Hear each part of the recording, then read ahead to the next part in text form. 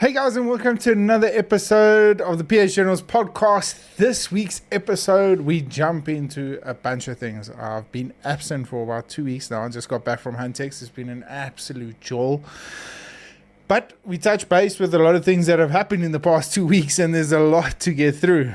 Look, when it comes to months, the month of April is hectic. It's crazy. We've got the fill deer rut season starting, Huntex, like mentioned before, and then Roundtable Organization. We do a yearly thing called ARTA. It's where everyone gets together from clubs and tables all around the country, and we come together as, in essence, an AGM and a get together, a big hoo-ha. A lot to come up with that story in this episode of the podcast. I can't wait to get into it because, like I said, I've got just so much to share with you guys, including a lighter side of a safari adventure. So, let's get into it.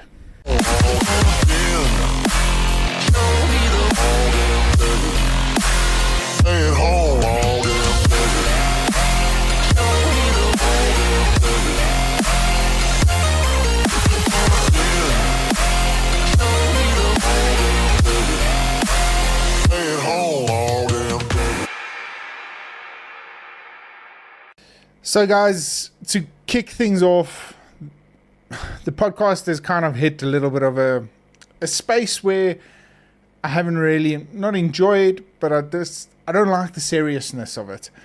And it was kind of weird because often I bounce a couple of ideas across different platforms, or I'm forever having a bunch of guys contact me on social media, and we have different discussions. Huntex was this past weekend having different discussions, and it always leads to a little bit of a lighter side. So being this podcast, I wanted to do something a little different and maybe kick it off as a segment of part of the podcast. And it's all about safari adventures. Now, whether you have a funny, intriguing, remarkable, whatever story you have, every safari adventure has pros, cons, ups, downs, funny parts, jokes, campfire stories, whatever you want to call it. And I've been very fortunate to have a couple of these stories shared with me over the past couple of weeks. And I always read them and I was like, yeah, this is such a great topic to discuss on a podcast, or it's such a great topic to talk a little bit further about. And I kind of decided that to lighten up the podcast a little bit, because we discuss some intriguing but very sentimental and very hard discussions on the podcast, and a lot of it, there's a lot more I'm muddling my words here, but there's a lot more of a lighter side to the podcast that I would like to get into, and some of which is going to be sharing these stories with you guys. So name it whatever you guys want to. I'm hoping in the next couple of weeks I'll come up with a pretty cool catchphrase or catch slogan for this segment of the podcast. And I always thought, well, let me share it right at the start of the podcast just to lighten the mood up throughout the rest of the podcast. But before we do that, a couple of things that have come up in the past couple of weeks, and I wanted to address them. So nothing serious, really not. And to kick it all off is Kuficha.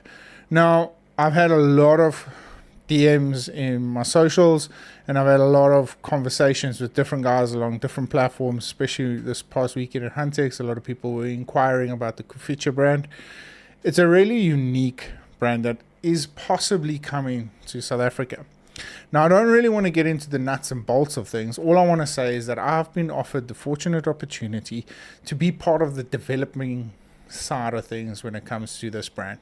Now, the brand was initially launched in America, in the United States, and subsequently, with regards to, like I said, I don't really want to get into the nuts and bolts of things, but subsequently, due to a lot of different reasons, they found that the South African market was seemingly a little bit more exciting as far as the brand is concerned. Of course, Kuficha, originating from the Swahili word called hard, originated from one of the founders' adventures in Tanzania, which is pretty cool. The story behind it is absolutely incredible. But being able to be a part of a brand that wants to develop themselves in the hunting industry, not just for hunting, it goes beyond the shot. And that is the incredible aspect of the whole brand. And I really wanted to get into it. So guys, if you are curious about the Kuficha brand, yes, there is a great possibility that it could be coming through to South Africa. And I have been having the fortunate opportunity to be a part of the development side of things. So finding out what different camos work, what different fabrics and all that sort of stuff out in the South African bushveld, because we want to try and optimize it as best as we possibly can for the South African bush. So, while Kuficha is one side, let's get into the other side of the aspects kind of things. If you guys feel that you would like to be a part of the podcast, any way, shape or form, please guys, hit me up on any one of the social media platforms. Let's get involved. Let's have a conversation. I've tried to encourage a lot of people to come onto the podcast because they've got really epic stories to share. Unfortunately, I know it is a bit of a daunting task to come and sit in front of the camera and express your feelings, emotions. You always want to know what you say. Trust me, I've been on the other side of it where you say the wrong things and get misinterpreted. It is going to happen, and I'm not going to sugarcoat that in any way. But if you do feel that you have a space and you've got a really cool, it doesn't even have to be a cool story, you just want to talk hunting, please guys, I'm always open to having guests on board. We are jam-packed for the season, but to have a co-host or to have somebody alongside this incredible journey would be absolutely amazing. So if you guys feel that you fit, our team is expanding. We've got a bunch of guys that have joined us from the social media side of things. So please get in touch. Let's expand the brand a little bit and just talk hunting, fishing, outdoors, whatever it may be, whatever your passion is. Come along, enjoy the ride, and share your story. It's as simple as that. No one's judging. No one's holding grudges. It's just honest opinions, honest conversation, and we're just sharing the love for the outdoors and our passion, pretty much. So, with that being said, this week's episode is a little bit of a recap, just pretty much what's been going on in the past 2 weeks. I want to fill you guys in as far as the Felidea Rat is concerned. That video should be dropping pretty soon, and I can't wait for it. There were some absolutely epic moments there. I touch a little bit on what happened this past weekend at Huntex, and as well as Roundtable Arta. Some pretty cool things had happened to me personally, and I really feel that it's part of my due diligence to share some incredible achievements with you guys. So we'll get into that a little bit later. But first, part of the new segment of the podcast is reading a funny story. So how this came about is, I really want to say his name, but I don't think it's appropriate. He's already asked me to keep himself anonymous. And he kind of held the story back from me. We've had many discussions on the platform. He's an avid listener. I'm pretty sure he's going to be fully aware of me reading his story. I did ask him permission beforehand. He said, please do not say my name. Do not mention the outfitter's name, because they'll know exactly who I am. I've still got blushes from the past experience, so please just keep it to yourself. But would love to share this story with your audience.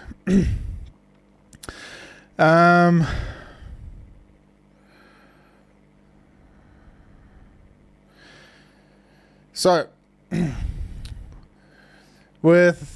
I literally read the first paragraph and I was like, this is probably, so please guys, excuse if there is any bad language. I'm not going to beep anything out or anything like that. I feel in order to get the full aesthetics of the story out, however it is written, I'm going to read it.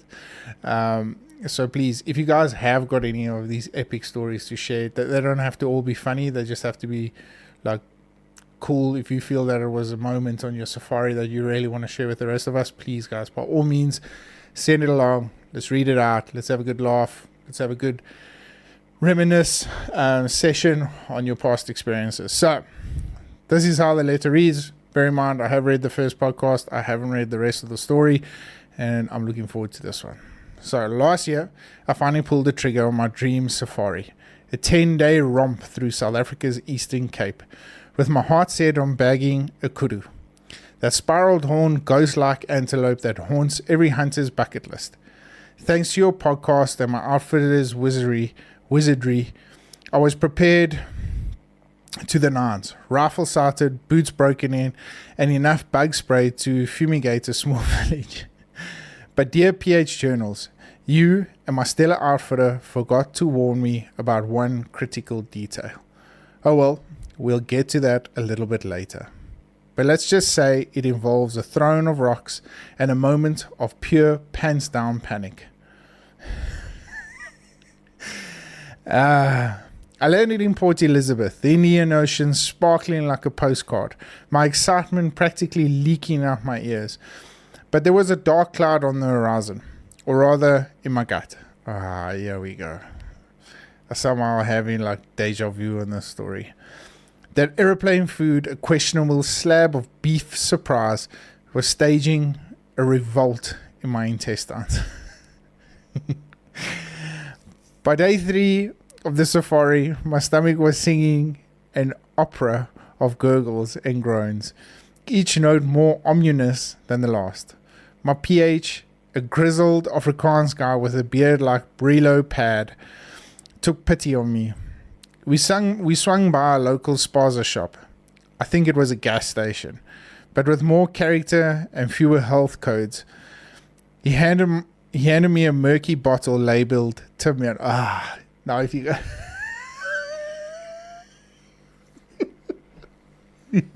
Guys, no. Timian is like... I don't know if it's a natural laxative, but it's got laxative vibes to it. I've had it. It's absolutely brutal. It comes in a wine bottle. Here we go. Some witch doctor stuff that looked like it was brewed in a swamp. Swig this, he grunted. It will fix you right up. Desperate, I chugged it. Tasted like regret and turpentine. But I trusted the man, like you say in your podcast. Trust your PH. Don't put this blame on me. That afternoon, we were hot on the trail of my kudu. The Eastern Cape stretched out before us. All rolling hills and thorny acacias, the kind of place that makes you feel like you're in Nat Geo special. My gut, however, was not feeling the romance. The Timian was either working overtime or staging a coup because the pressure in my bowels was building like a volcano. We posted up a glassy vantage point overlooking a valley so perfect it could have been painted by God's intern. My PH was scanning for kudu. I was scanning for salvation. Then it hit. The stomach orchestra struck up the trumpets, a full-blown symphony of a full-blown symphony of doom. No warning, no mercy. I was about to erupt.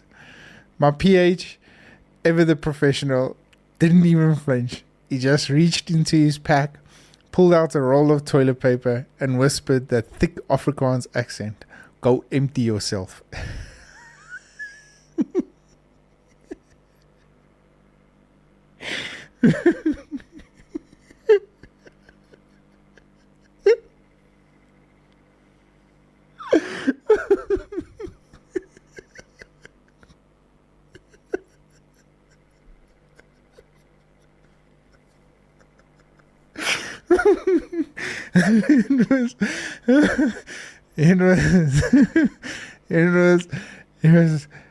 It was half command, half prophecy, and all terrifying. I grabbed the roll like it was Holy Grail, and waddled 200 yards down the ledge, far enough to spare the team my shame. I found a clearing, piled up some rocks for what I dubbed my bush throne, and dropped my pants. Picture me, pants around the ankles, squatted like a goggle, trying to keep my dignity while inside staging a while my insides staged a prison break. The sounds, let's just say I could have scared off a hyena. And then, sweet merciful safari gods, he appeared. A kudu bull, the kind of majestic beast you'd write sonnets about if you weren't. You know, mid-explosion.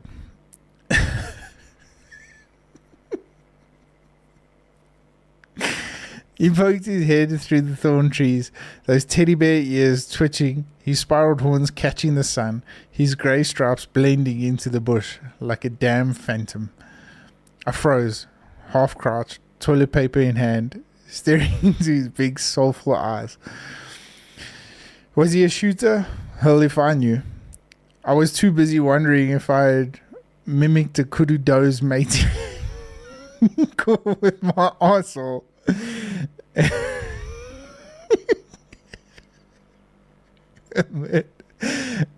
Amid the performances, there I was stuck on my rocky throne, no rifle, no pens, just me and this kudu bull having a moment.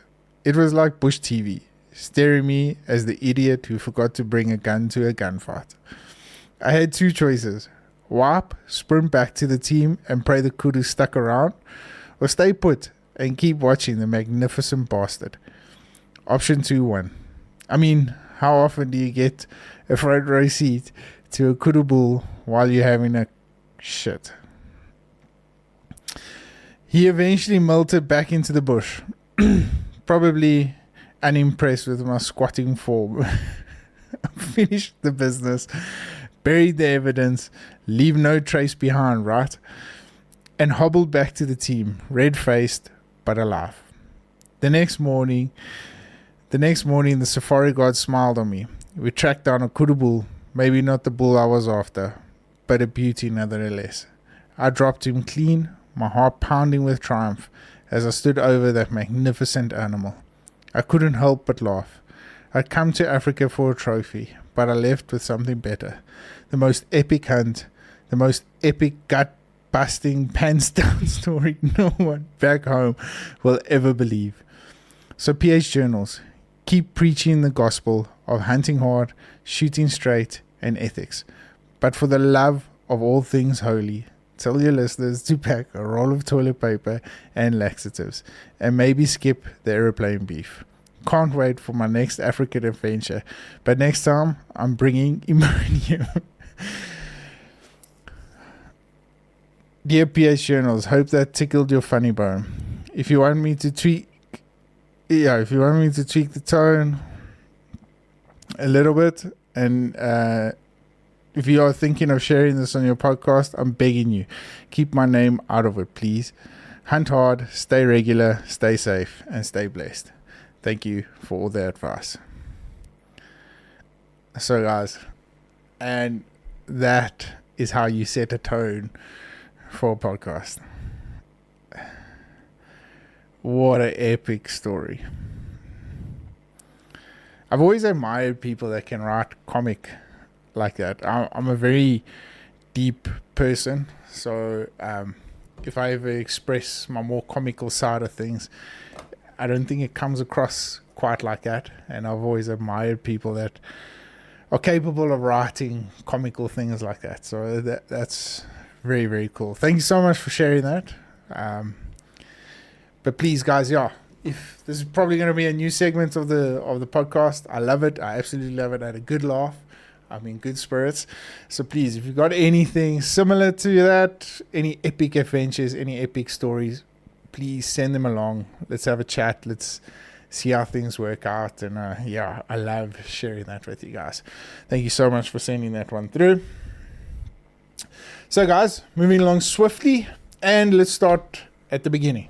So last time I left you guys, we were prepping ourselves for the fellow deer rat season. Now, those of you that know, last year was my first full experience into the fellow deer rat. I've hunted fellow deer in the past pretty hard, but not as hard as what I did last year, and more specifically this year.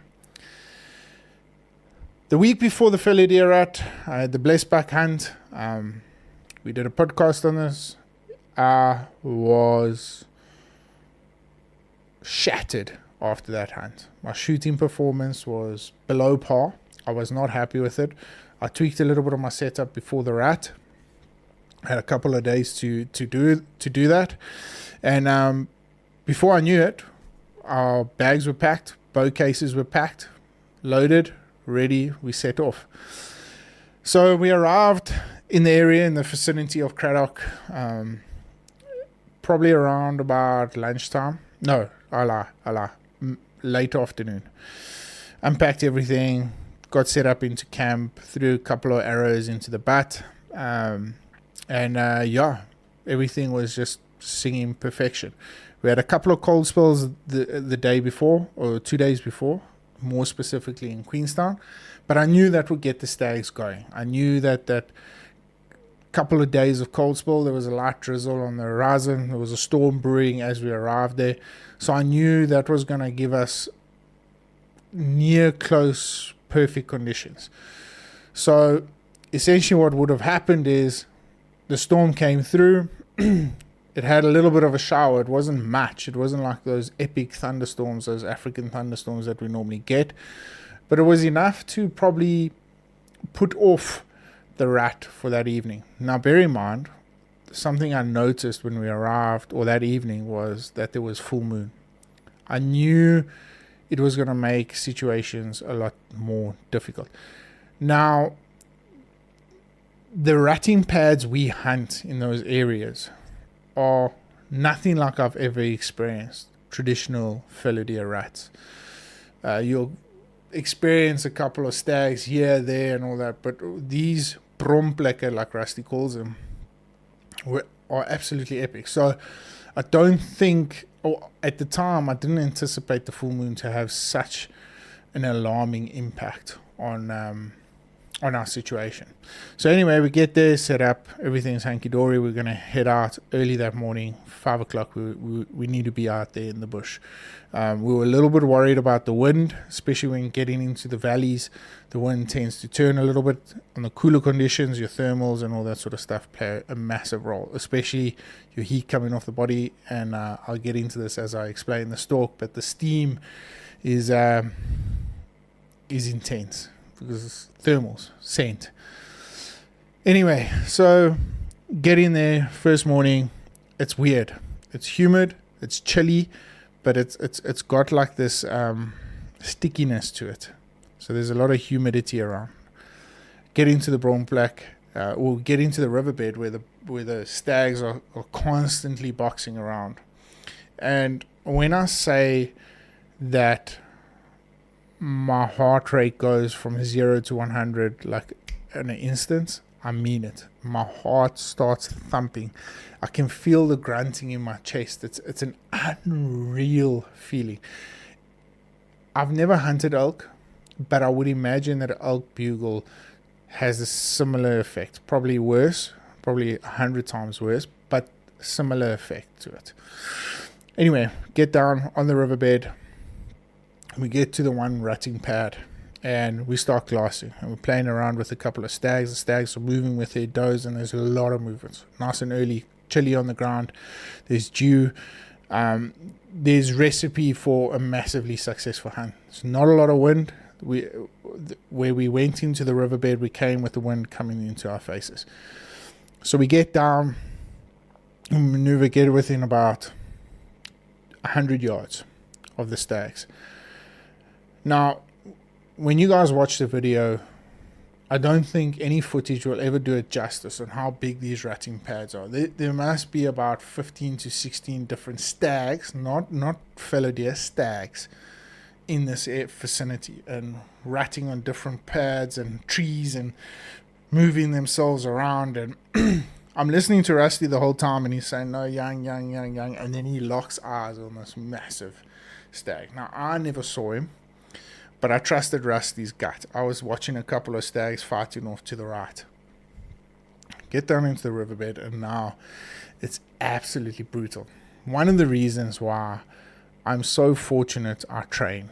It probably doesn't look like it, but I train really, really hard. And we belly crawling, we leopard crawling, we on our knees and just moving. We're full of mud, we're wet from the dew, the steam's pounding off of us. Anyway, we get into about 50 yards of the one stag, and we just lie flat. Now there's two really nice stags. One's got nice palms that curl around, beautiful stag, and the other one, he's got fingers on the right hand antler, and we're very close to him. We're like 20 yards from him, but he's not quite ready yet. We're not really after him. If he gives us the opportunity, we'll take him. If not, the other one is our main priority. So anyway, we get there, and this younger stag comes in and starts messing around with the finger stag, and Rusty now is high. He's on the vantage point, so he can see what's going on. I'm below Rusty. I'm lying down flat with my head on my forearm like this, and I'm just waiting for him to give me the go, and I'm up drawing, shooting. Anyway, so now I know there's 2 stags in the vicinity. This other third one now has come and caused a little bit of shit there. But anyway, I know the stag I want is off to the left. So Rusty keeps ranging. It's like 50 yards. So I knock down my Foster spot hog, knock it down to 50, and I wait, and he gives me the go ahead. I pull back, draw, stand up, and as I stand up, I've got the stag in front of me. But unbehold to me, it's the only one I can see, but unbehold to me, the other one I'm after is just off to the left, but he's behind a tree stump. I couldn't see him. So I'm following the stag. He's standing frontal. I don't shoot frontal shots. I'm not very confident with it. So I don't shoot frontal shots. And I'm waiting. And he moves off, and he spots us, and he doesn't dart off. He just kind of like trots off, and I'm following him, anticipating that I'm going to shoot in front of him on the trot. And Rassi says, he's standing, and I realize by that stage I'm on the wrong one.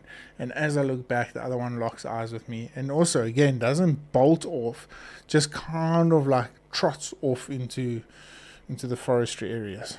So I uncock, I get down, and we just lying there. Now Rusty's contemplating a move. I'm like, I think we should just stay here. I think we're in the perfect position. I think let's just stay. So we wait, and the whole ratting pad you'll hear in the video just completely dies down. Nothing.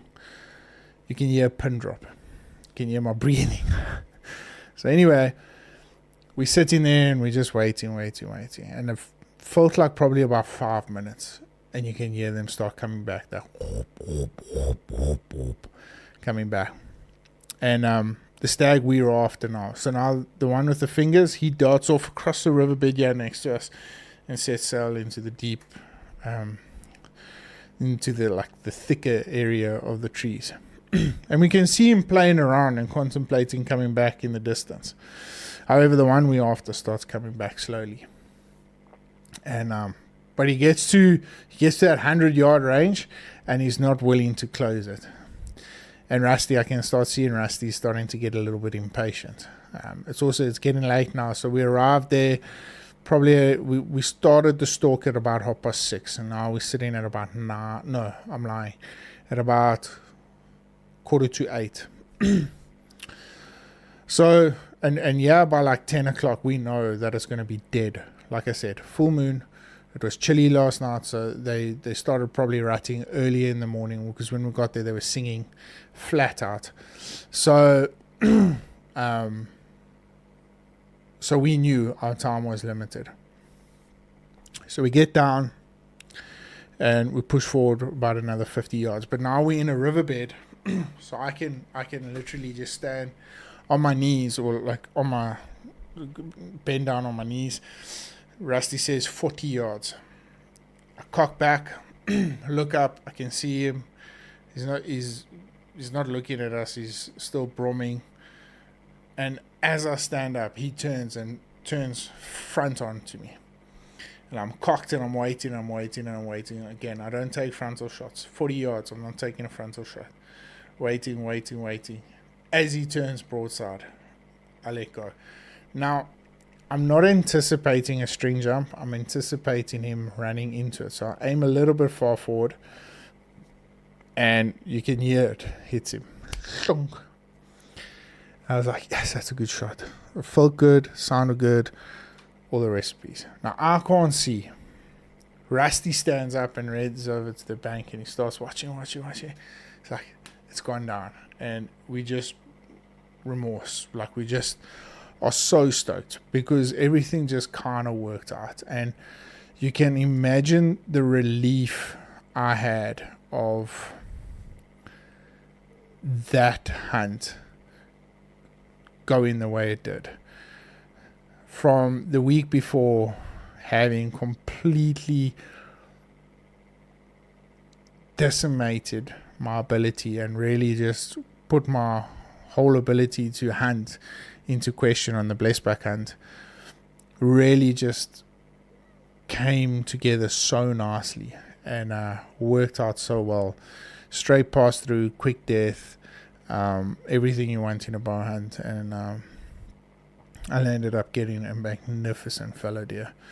And a lot's going to be said about my reaction afterwards, but again, it's just the amount of emotions that went through and the absolute joy or relief. I think it was more relief of being able to pull off an ethical shot like that went through.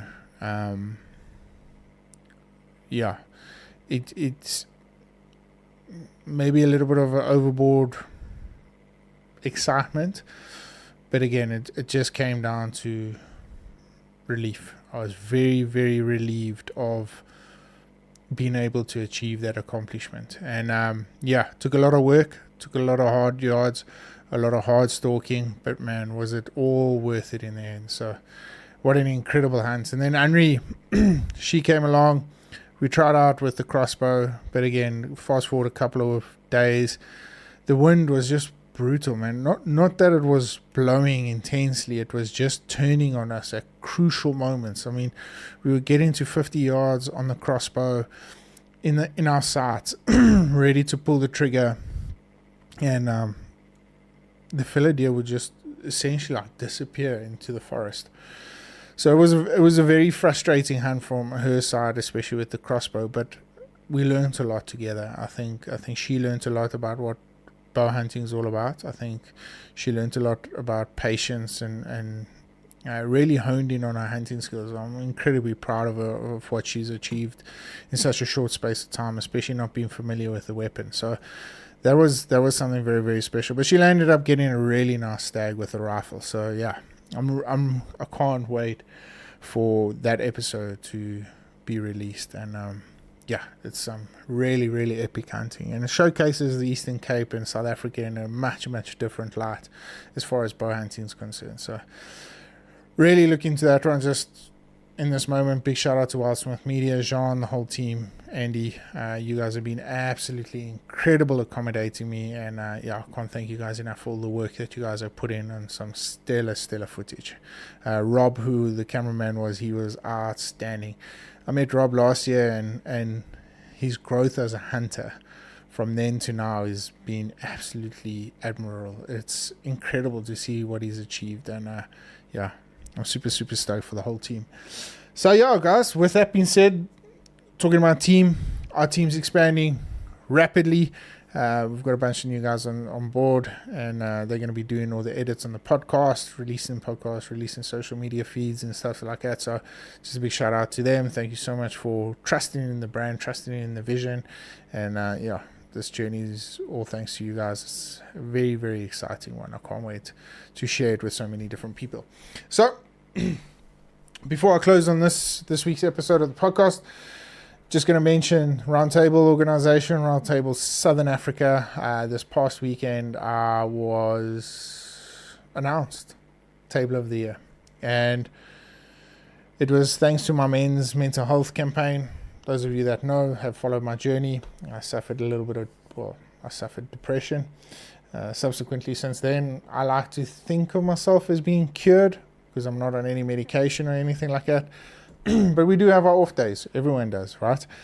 But I started the Viking Project initiative to bring awareness to mental health, but also to assist individuals in seeking help, seeking institutions that accommodate with mental health. And successful, very, very successful. Last year, we assisted we had the stats are well over 100 conversations with family members from all walks of life, from sisters, uncles, brothers, aunties, moms, whoever it may be, highlighting that certain individuals in their family, men predominantly, are suffering from mental illness, and we brought awareness to that, and we assisted a lot of gentlemen, 24 to be exact, that were either placed into institutions that helped with rehabilitation of their burnout, anxiety, depression, or we got them into facilities that accommodated them in speaking, whether it be psychologists, psychiatrists.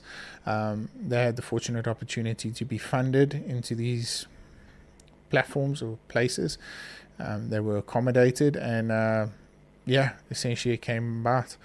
Unfortunately, with a project not of this magnitude but of this character, you are gonna land up having a lot of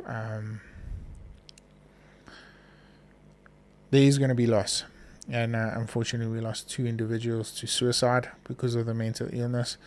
But yeah, guys, I like to think as men's health as not an illness, more of a a stage in their life. I feel that men going through difficulties, whether it be mental struggles, burnout, anxiety, whatever it may be, it's not a sickness, it's not a disease, it's nothing that we should be labeling people by, but rather showing support. And that was the whole initiative behind the Viking campaign, was to drive awareness, saying that everyone struggles, everyone goes through difficulties, and we are to help. We want to give back to men and assist them where we possibly can, get them the help that they need, put them into institutions, give them advice, whatever it may be, and help them live in essentially a better life for their friends, family, and loved ones. And we've done that. We successfully did that. Hence why I was named Southern Africa Roundtable of the Year.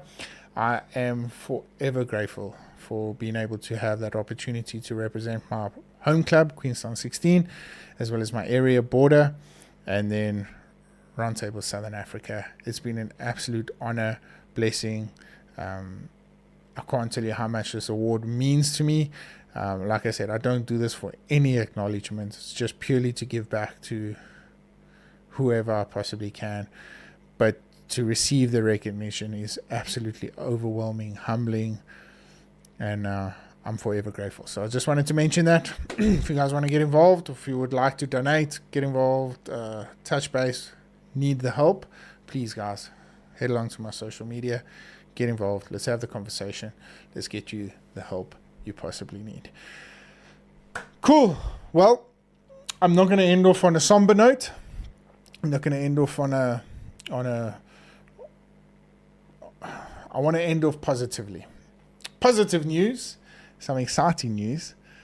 MTN Ops. Yes, that's right. You heard right. Mountain Ops. I have officially joined the team. And how this looks for South African or for South Africa hunters, I don't know. However, all I can tell you is I'm extremely excited. I'm extremely grateful to be able to have the opportunity. I've been in full contact with the people at MTN Ops. Exciting times to come. And I can't wait to share this with you guys. So, if you are listening to this across the pond in America, look out for my discount codes. Look out for my codes to use to purchase any one of your guys' products. Please, guys, support me where you can. It really goes a long way. I'm forever grateful for all the amount of support that you guys have given me. I can't thank you guys enough. You guys know this. I'm truly appreciative of everything you guys have done for me, whether it be something as small as sharing a post, liking a post, whatever it may be. It all goes into the pot to make this a roaring success. Without you guys, I wouldn't keep doing what I'm doing right here. So that's a great way to end the podcast. Like always, if you enjoyed this episode, please leave a thumbs up, drop a comment, whatever it may be. We'll catch you guys on the next one.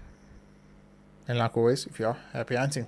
Until then, stay safe, stay blessed, and stay humble. We'll catch up with you guys soon.